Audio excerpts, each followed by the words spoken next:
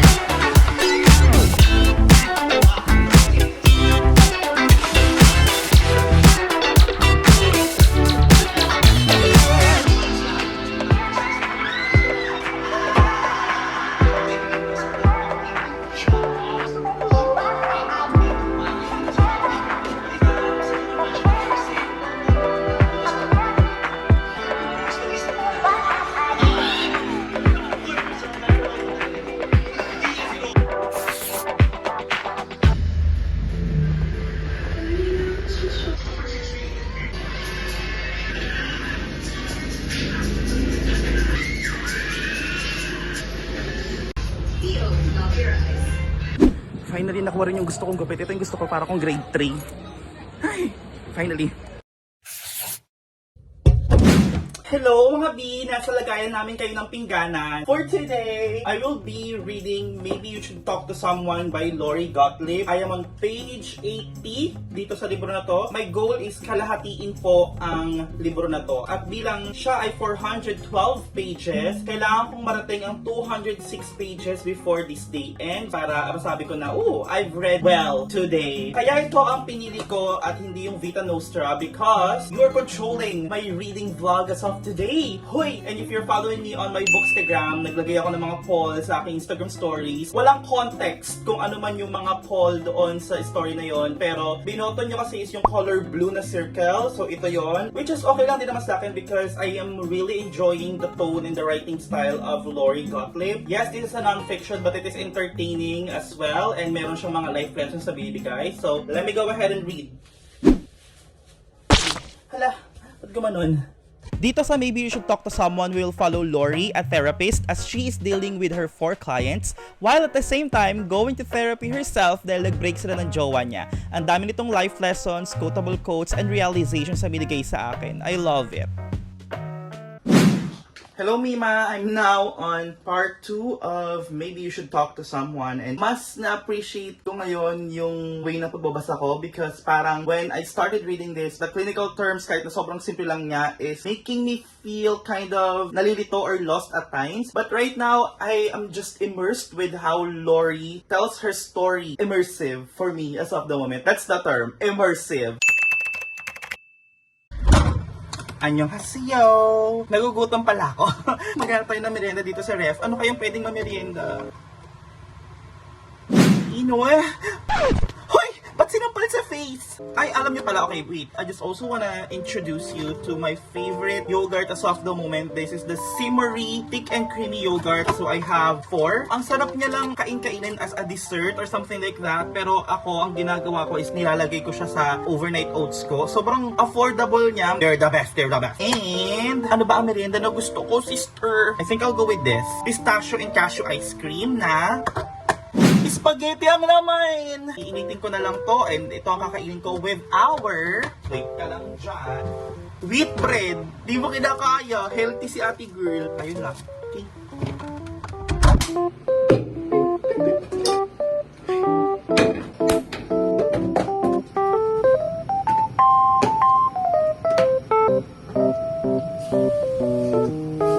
Dagdagan ko ba ng milk? Dagdagan ko ng milk. Oh my God! Wag ka masusunod! Stop the car! Milk, para maging super cheesy niya. Pero dahil baka naman masunog, so dagdagan ko rin ng baka. Nubusa. Hala! Parang naging sofa. Shea creamy wine. Shea creamy wine. Wow! Shea creamy wine. Look at her creaminess. Alam nyo ba, kaya hindi ko rin napakita sa inyo yung mga ganitong angle, kaya sobrang limited lang yung pinapakita ko mga angle sa inyo because our house is not that aesthetically pleasing. Alam nyo yung ang dami niyang maduming parts because of mga nag-chip na pintura. Wait, what's this black thingy? Onion. Okay. Anyways, dahil nga nagmo-moist yung wall namin, nag-itim-itim siya. Parang ang dugyot, pero I just want to show you the reality of life. Pero feeling ko mainit na to.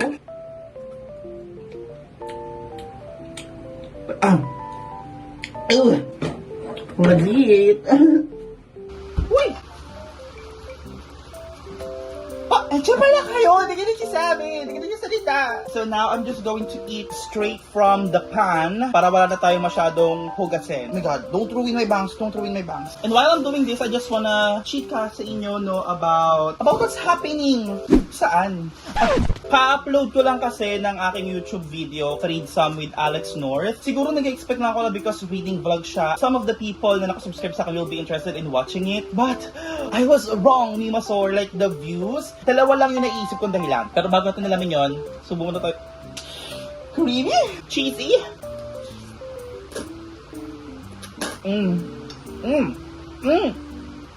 Tadakimasu.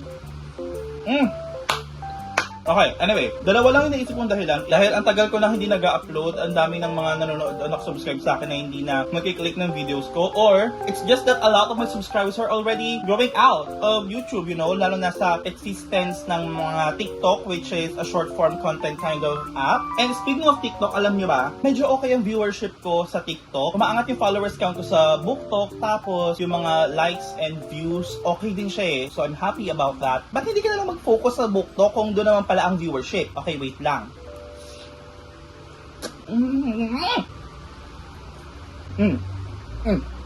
Actually, I cannot let go of BookTube because what I love about BookTube is the community. Ang tagal ko ring binild itong community nito. 6 years na tayo magkakasama dito. The community in BookTube is much intact for me, much warmer. And also, I'm enjoying BookTube. This is where I started and it's hard to let it go. You know what I mean? Pero naisip ko rin baka it's my content. Kaya I need to find the formula that will engage viewers once again to click on my BookTube video. But that's what I'm going to figure out. Right now, I'm just going to enjoy my merienda.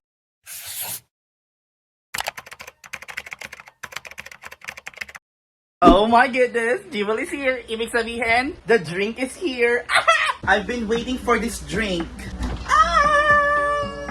Yeah. Oh my God, the drink is here. 30, delivery fee. Hoy, grabe ka, ano ka? Food Panda? Oo, akala ko naman nakalagay siya sa transparent. Oh, diba? Yeah. Alam mo ba kung ano ng Boston, ano ng strawberry, or we will just figure it out? Let's taste it! Yeah. Okay, let's have a taste. Let's have a taste our way. Come here. Alas 5 na, pero magkakape pa rin kami. Pag hindi kami nakatulog, pag may melatonin na lang kami. May melatonin na to. What? Oh my God. Ito yung strawberry. This is Boston cream. Yung cream mismo ng Boston cream. Lasahan mo may jam. Pero hindi siya halo. Paano siya? Dapat incorporated, di ba? Diba? Oh my God, it tastes good. Pag-ibig ko na, come on! Oo nga. Wow. Grabe. Unlike doon sa Rogue Donuts, hindi nag-incorporate yung flavors. Dito, incorporation! Pero I want to put this on a clear glass dahil Gusto mo makita? this is not giving. This cup is not giving. Ako rin din. I'm going to use a tumbler na bigay sa akin ng ka-talking stage ko na ginost ako after. Oh, wow! Oh! Medyo nakukulangan lang ako sa kanya sa ice. It's giving sleepless night tonight.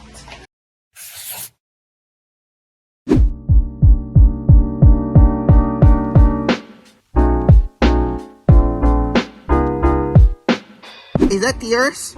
Is that tears for a non-fiction book? Tears from a non-fiction book. Yes. Yes po. I love it. I love it.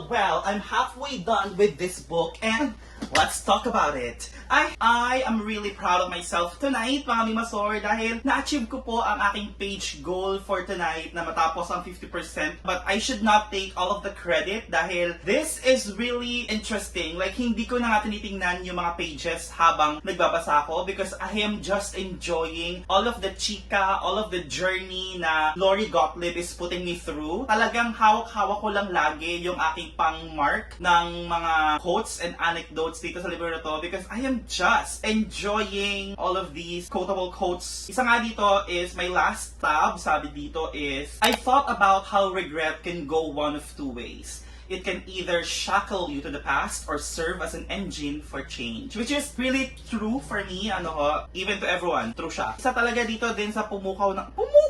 Because of the personal experience. Okay, ulitin ko. Sinabi ko lang sa Instagram pero sasabihin ko pa rin dito sa vlog. Too many parents make life hard for their children by trying too zealously to make it easy for them. Okay, totoo naman din kasi, nung bata pa si Jewel, nag-aaral pa po siya, kapag meron siya mga project, reports, ang lola ko naman talaga ay, Apo, tulungan mo naman si Jewel sa kanyang gawain, mga ganyan-ganyan. And ako, hindi naman sa dahil tinatamad ako, ang aking laging sinasagot, ayokong tulungan, cause I feel like she should work on it by herself para masanay po siya sa mga darating pang, mga balakid na mga proyekto sa kanilang paaralan. Sobrang nagagalit sa akin si Lola to the point na talagang parang may hinanakit na siya sa aking mga nagiging desisyon. But ngayon, look at her. She can do it by herself. Though she's struggling, she's also finding the solution by herself. Medyo nagbunga. And na-recognize na rin naman siya ni Lola. Sabi niya, ay, Apo, tama ka nga. Dahil ngayon, nakakaya niya na tumayo sa sarili niya mga paa.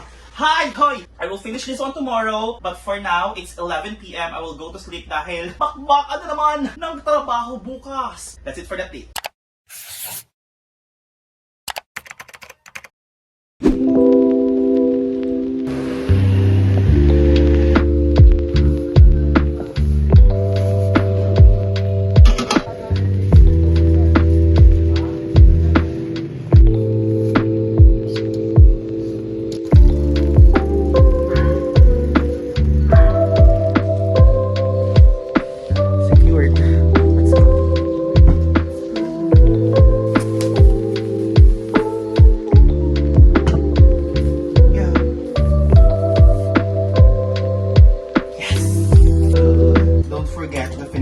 Wala na kaming gatas, may gulay. Yes. Breakfast is served. Tadakimasu. The Pinoy in me, gusto ng kanin. Kaso wala na kaming kanin. Tapos pala bumili ako ng sinangab. Next is champurrado. Giving the vibe. That's the vibe. That's the vibe. Okay. Simple but delivering. Now, dyan na po papasok ang ating tasty. Giving the vibe of it all. Dig deep. That's what I'm talking about. But that's the almusal for today. Kumain kayo ng almusal, ha? Hindi na para mag-skip ng breakfast. Sabi?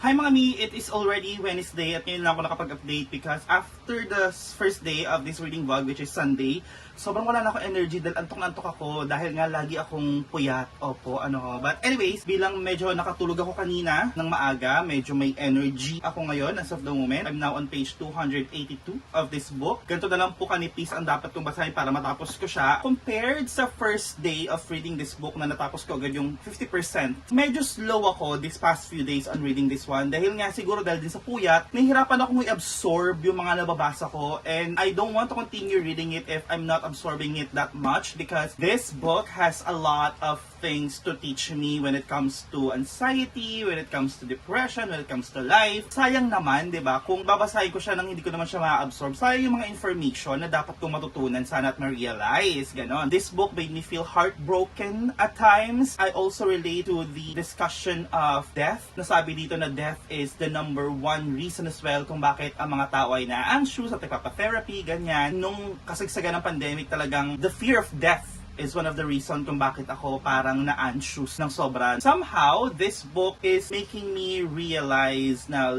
we should just accept that death is part of our lives, na tayo mamamatay. We should just make the most out of this life. Sabi nga dito sa page 267, our awareness of death helps us live more fully and with less, not more, anxiety. At also on one of the poll, emoji na ginamit ko is a rainbow flag and the Philippine flag, and that symbolizes kung anong Tagalog book ang aking babasahin. Pride flag, ito sana yon yung left-brainer community ni Lush Erickson, and dito naman sa Philippine flag is itong teacher pangkalawakan ni Joselito D. De Los Reyes. And the Philippine flag got 57% and 43% naman dito, so ito ang aking babasahin. Together with Maybe You Should Talk to Someone. I am now on page 57 and I'm using the bookmark na bigay sa akin ni Cyrene from Katniss Prints. Ito palang Teacher Pangkalawakan is a collection of Facebook status posts of Joselito D. De Los Reyes. Anyways, magtatrabaho na ako.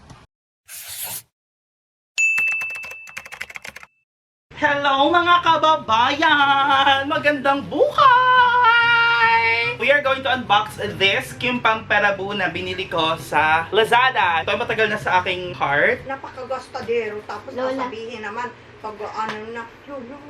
Isa lang ang buhay natin, dapat maging masaya tayo lagi. Okay, so, naghanap ako ng healthy juice na pwede naming inumin dito. And nakahanap ako ng mga vitamin juices. Ito ay mga juice pero infused with vitamins. Ito daw ay makikita sa Watson actually. Ay! 6 na piraso siya at iba't ibang vitamins ang inaambag niya sa buhay. Okay, first is this orange. It gives you natural energy and boosts your calcium. Taray naman. Anti-stress boost. Great. For eye protection, meron din tong vitamin A for better vision. Tamang-tama. Dahil ang mata po namin ay sobrang lalabo. Kaming tatlo dito, may salamin na kami. Iced apple tea. Ito naman ay all day glow. Ay! Parang gusto ko to. And then, apple vitamin drink. It has zinc for immunity and vitamin C for defense. Ito para to sa immune system. Hindi rin ako naniwala. Too hard to believe. Oh, this one is Yuzu Citrus Tea. Ito naman ay vitamin D. Kahit na hindi sila naniniwala sa akin or kahit na meron tayong mga sabihin na natin mga doubts kung ito ba naman talaga ay vitamin infused, ang habol ko lang naman dito ay juice. Siya ay siya ay iinom-inumin if needed inumin or kapag nagkikrave ka ng something sweet after kumain. Okay, lagay na natin siya sa ref para lumamig siya. Oh.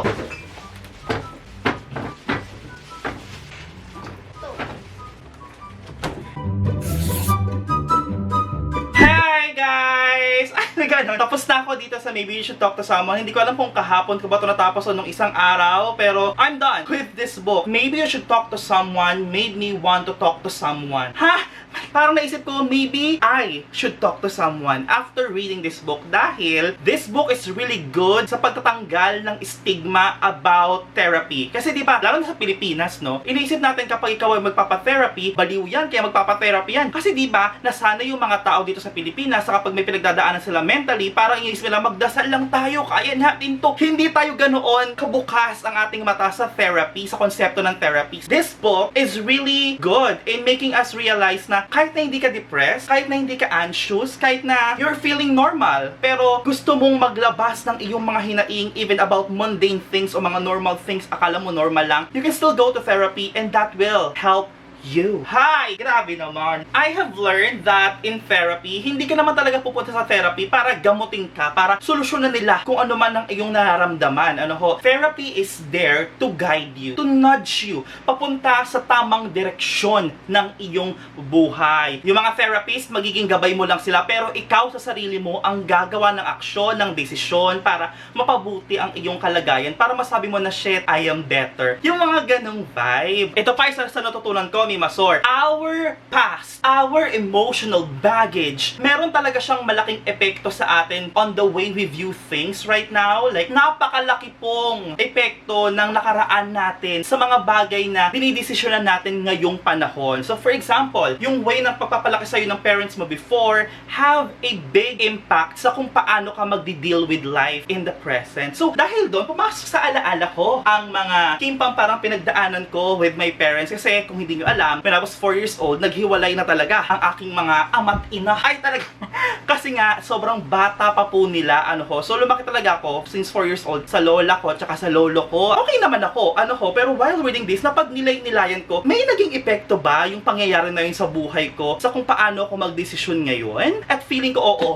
Kasi sabi dito, kung paano sila i-treat ng parents nila, yun din yung hinahanap nila sa partner nila. Ngayong malaki na sila, so sabi ko, kasi ang lagi kong naiisip kapag may dumarating sa life ko naman talaga na person, parang ay hindi rin magtatagal, lolo ko, hindi na ako nito, ay hindi rin magtatagal, mawawala din ang feelings sa akin at iiwan din niya ako. Sabi ko, may epekto ba yun? Dahil parents ko is iniwan ako nung bata pa lang ako. So, yung mga realizations, talaga nga namang pumapasok dito kasi hirap ko mag-trust when it comes to building new relationship. Kahit na genuine pala yung pinapakita nila, iniisip ko, ay pinagtitripan lang ako nito, iiwan din ako nito, lolo ko, hindi na ako nito. So, andoon, nakatanim siya sa mind ko na kapag may dumating, iiwan lang din ako. It makes so much sense. So, thank you so much sa mga realizations. Parang dahil dyan, gusto ko na talaga ding magpa-therapy. Which is a good thing dahil sa company namin, nag-o-offer sila ng free sessions with therapists. Kasi meron kaming mga therapists and psychiatrists sa work namin na magpapaschedule ka lang, you can have a one-on-one session with them sa kahit na anong gusto mong pag-usapan. So, di ba, sobrang beneficial. Parang gusto ko siyang i-take advantage, just to know myself better and to guide myself to a clearer path. I also love how this book discusses death and mortality. Talagang naparealize ako ng mga bagay-bagay. Kasi nga, di ba, lagi ko sinasabi, I am afraid of death. Kasi hindi ko alam kung mahihirapan ba ako pag namatay ako, paano ba ako mamamatay. So, the fear of the unknown. But this one made me realize, if you know that everyone will die, ano bang dapat mong gawin? What you just need to do is to live your life to the fullest. We only have one shot in life. I-spend mo pa ba yun sa pagiging stress mo sa life, sa mga inggit mo sa ibang tao? No, just focus on your own happiness and make sure na when you are in the finish line, you will say, I'm fulfilled and I'm happy, I'm ready to go. Mga gano'n, di ba? I give this book 5 stars because I really, really enjoy this book. And also, I feel like a lot of people can relate with this book dahil kung hindi ka man makaka-relate sa problema ni Lori Gottlieb, there are 4 clients over here na may iba't ibang mga problema that you can relate somehow. So, I feel like everybody can read this book, can enjoy it, and can relate to what they are going through. 5 stars, I recommend.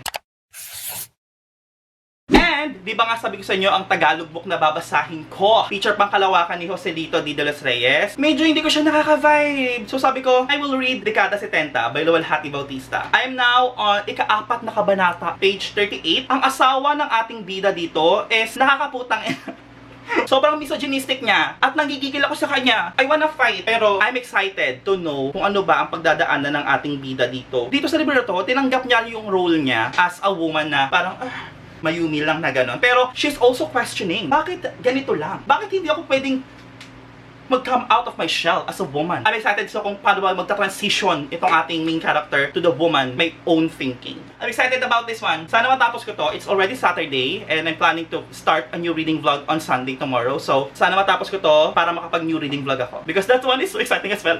Anyways, yun lang. That's the update.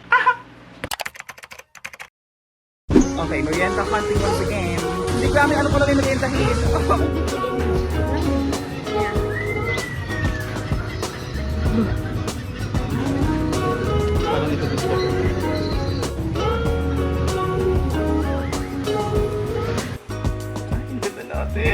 Video yan na. Yung video. Hi guys! Hi! Kami ay magbagonto. Ang fresh natin. Yung fresh natin.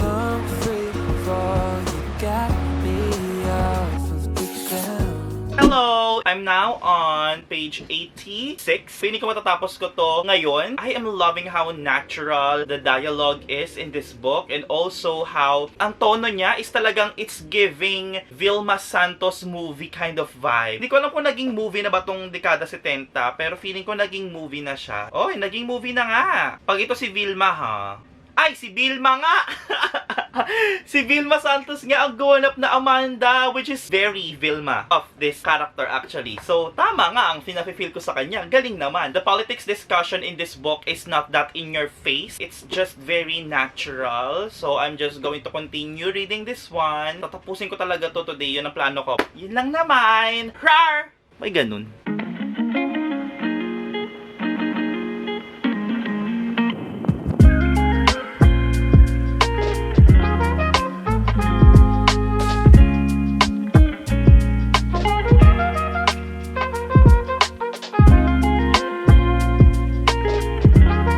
now done reading Dekada 70. Natapos ko siya this day because this is just a short read. In this story, we're going to follow Amanda Bartolome, who is a mother of 5 boys. Feeling niya siya ay powerless at voiceless because the setting of this book happens noong mga panahon na they are believing that this is a man's world, na ang tanging role lang ng mga babae ay maging tagapagsilbi ng mga anak at asawa niya. There are also a lot of political talks about this book because this happens during the martial law. So, ang dami pong mga recap ng mga kaganapan ng mga nangyari nung panahon na tayo ay nasa batas militar pa nga po.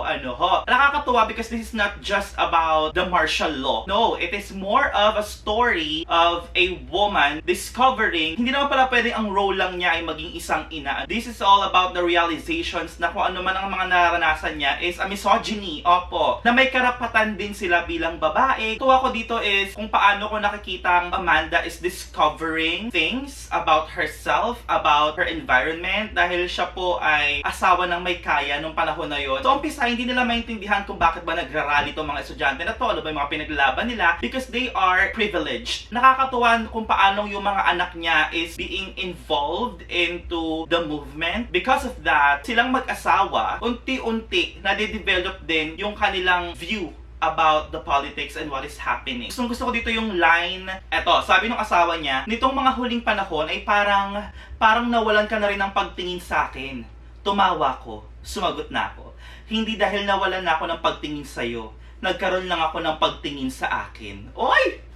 Pineriod siya dun ni Amanda. Like, she ate on that line. I also love how natural the train of thoughts dito, kung paano sinasabi ng mga tao sa totoong buhay yung mga sinasabi nila, ganoon din po ang pagkaka-narrate at pagkaka-dialogue dito sa libro na to. So I really enjoyed that. Overall, this is an amazing book, at again, if you are a Filipino at ngayon nga na tayo ay nasa rehimen na naman ng panibagong Marcos, na hindi ko alam kung bakit nagkaganon, we should read this para naman talaga ma-remind tayo, no, na kung ano ang pinagdaanan natin before, na bakit inalimutan natin ngayon at nag-elect na naman tayo ng bagong Marcos.